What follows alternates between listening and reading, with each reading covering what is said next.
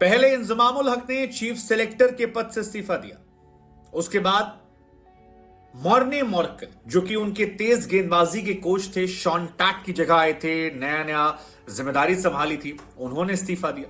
और अब सवाल यह है कि क्या ऑस्ट्रेलिया दौरे के पहले बाबर आजम का भी इस्तीफा हो जाएगा?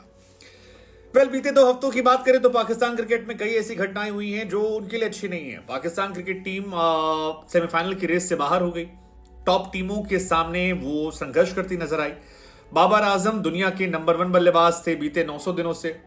थैंक यू सो मच हो गए जी, नंबर 2 पर आ गए, परफॉर्मेंस गिर गई। 4 बड़े टूर्नामेंट्स में 26 के एवरेज से रन बनाए।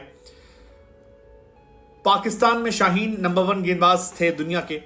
इसलिए भी महत्वपूर्ण हो जाती है क्योंकि बाबर आजम की कप्तानी पर पाकिस्तान के तमाम एक्स क्रिकेटर्स सवाल उठाए। खासतौर पर हाल फिलहाल में शाहिद अफरीदी ने भी कहा यार 4 साल हमने दिया, हम एक्सपेक्ट कर रहे थे कि लड़का जाएगा, बड़ा खेलेगा, बड़ा प्लेयर बनेगा, लेकिन नाम रोशन नहीं कर पाया। और बड़ी बात यह कि बाबर ना खुद चल पाए, ना किसी खिलाड़ी से परफॉर्मेंस ले पाए, ना बीते 1-2 साल में कोई ऐसे प्लेयर तैयार कर पाए जो टीम को आगे इंपैक्ट दे सकें। शाहिद अफरीदी ने यहां तक कह दिया कि बाबर आजम में वो लीडरशिप क्वालिटीज नहीं है जो एक जमाने में यूनुस खान में होती थी। कैसे तमाम प्लेयर्स को साथ में लेकर चलना है, कैसे धीरे धीरे उनको उठाना है, और अगर ये क्वालिटीज नहीं है तो फिर बाबर आजम डिजर्व नहीं करते। इट्स हाई टाइम जब आप उन्हें आगे बढ़ाएं और उनसे आगे बढ़ना शुरू करें। अब क्या होगा क्या नहीं होगा, लेकिन चाहे वो मोहम्मद आमिर हो, चाहे वो इमाद वसीम हो या बाकी लोग हों, ज्यादातर लोग का यह मानना है कि बोर्ड का स्ट्रक्चर एक कहानी है। असली बात जो है वो ये है कि बाबर आजम को अथॉरिटी दी गई थी और उन्हें अब आप थैंक यू कर दे ताकि टीम एक नए सिरे से सोचना शुरू करे। मोहम्मद आमिर ने भी एग्जांपल दिया कि देखिए न्यूजीलैंड इंग्लैंड की टीम जो है उसका स्ट्रक्चर अच्छा था, लेकिन जो रूट की कप्तानी में वो मीडियोकर क्रिकेट खेल लेते हैं। बेन स्टोक आए, उनका तरीका अलग था, ब्रेंडन मैकलम के साथ सोच अलग थी, और उसका असर ये रहा कि टेस्ट क्रिकेट में आज वो वैसी क्रिकेट खेल रहे हैं जिसको देखकर लोग कहते हैं यार ये टेम्पटिंग क्रिकेट है, ऐसा होना चाहिए। वो कहते हैं कि स्ट्रक्चर वही है। कहानी ये कि जब आप एक दिलदार कैप्टन होते हैं, बोल्ड कैप्टन होते हैं, आपको खेलना आता है, तब आपकी कहानी अलग होती है। एक एग्जांपल भी दिया गया कि रोहित शर्मा ने 15-16 T20 मैच ओडीआई मैचेस में वर्ल्ड कप में 60 छक्के मार दिए 26 मैचेस में, और बाबर आजम के पूरे वनडे करियर में अब तक 58-59-60 छक्के हैं। तो ये कहा गया कि ये डिफरेंस है आपके अप्रोच को लेकर, और यही अप्रोच पाकिस्तान को मीडियोकर टीम बना रही है और पाकिस्तान संघर्ष करती नजर।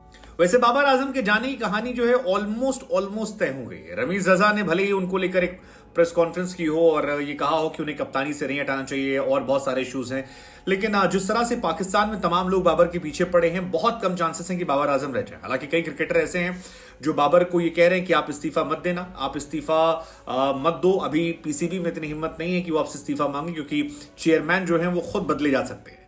लेकिन फिलहाल मॉर्ने मॉर्कल ने इस्तीफा दे दिया और इस्तीफों का दौर जो है धीरे धीरे शुरू हो गया। तो इसका मतलब ये कि रिस्पॉन्सिबिलिटी लेनी शुरू हो गई।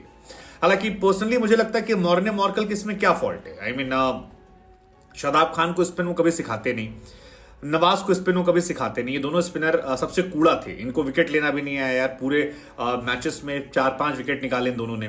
तो ये दोनों गेंदबाज तो मतलब बिल्कुल बेकार बॉलर थे, ना कोई अस्तित्व नहीं था। शाहीन शाफरीदी ने 9 मैच में 18 विकेट लिए, लेकिन उसमें भी 3 या 4 विकेट जो है पावर प्ले में लिए हैं। बाकी सब पुछलग्गों को आउट किया है या मिडिल ओवर में आउट किया है जब टेस्ट खेलनी थी।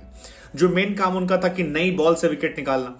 हारिस रऊफ ने 15 विकेट शायद निकाले हैं, तो वो वर्ल्ड के सबसे पिटे हुए बॉलर हो गए हैं कि आप हर मैच में पिटा के 350-400 रन पिटवा रहे हो, और खुद लगभग 600 रन देकर आए हैं हारिस रऊफ, जिसमें 16 छक्के उन्होंने खाए हैं 9 मैचेस में। सो ये वर्ल्ड कप के लिहाज से सबसे ज्यादा कि एक बॉलर इतना पिट के आ रहा है और हर मैच में पिट रहा है, रेगुलर पिट रहा है। और इसी का असर भी है कि उनकी हार जो है वो बड़ी बड़ी हुई। अफगानिस्तान उनसे 8 विकेट से जीता, इंडिया ने 7 विकेट से हराया, ऑस्ट्रेलिया ने 62 रन से हराया, अफगानिस्तान ने 8 विकेट से हराया, साउथ अफ्रीका 1 विकेट से जीता, बांग्लादेश से उन्होंने मैच जीता था, न्यूजीलैंड ने उन्हें न्यूजीलैंड से जीत गए थे 21 रन, डकवर्थ लुइस होता, इंग्लैंड जो आउट ऑफ फॉर्म चल रही थी उनसे भी हार गए। तो मॉर्ने मॉर्कल का दोष मुझे नहीं लगता, क्योंकि मॉर्ने मॉर्कल जो हैं वो एक जबरदस्त प्लेयर तो हैं, लेकिन शॉन टैट जब थे, या मुझे लगता है जब शॉन टैट और मैथ्यू हेडन थे T20 में, तो कहानी अलग थी। हालांकि पाकिस्तान में एक शिकायत ये भी कि पाकिस्तान के जो तेज गेंदबाज हैं उन्हें फास्ट मतलब 10 ओवर गेंदबाजी करना नहीं आता, क्योंकि वो छोटी क्रिकेट खेलते हैं और छोटी क्रिकेट खेलने की वजह से उनका जो अप्रोच है वो अलग है। वो 4 ओवर के गेंदबाज हैं और 4 ओवर के गेंदबाज जब 10 ओवर में आते हैं तो वो स्ट्रगल करते हैं। कई लोग मानते हैं कि बाबर आजम को बली का बकरा ना बनाया जाए, उनकी गलती नहीं कि शाहीन की स्पीड चली गई थी, 130 फेंक रहे थे, या हारिस जो है हाफ वॉली फेंक कर पिट रहे थे, इमाम जो है वो बल्लेबाजी नहीं कर पा रहे थे, शदाब जो है वो बैटिंग बॉलिंग करना भूल गए थे, या इफ्तिकार जो हैं उनको सडनली रियलाइज हुआ कि वो स्पिन खेल ही नहीं पाते हैं। सो बाबर के इश्यूज हैं, लेकिन बाबर के साथ और भी इश्यूज हैं। लेकिन मुझे लगता है कि यार फिर वही कहानी है कि लड़े तो जीते नाम सरदार का, हारे तो फिर वहां पर भी नाम सरदार का। और कहीं ना कहीं उनकी कहानी भी विराट कोहली वाली है। हालांकि विराट जब कैप्टनसी में हार तो विराट के रन बहुत ज्यादा हो रहे थे, मतलब यहां तो खुद के भी रन नहीं हो रहे। 26 का एवरेज लास्ट 4 बड़े टूर्नामेंट में।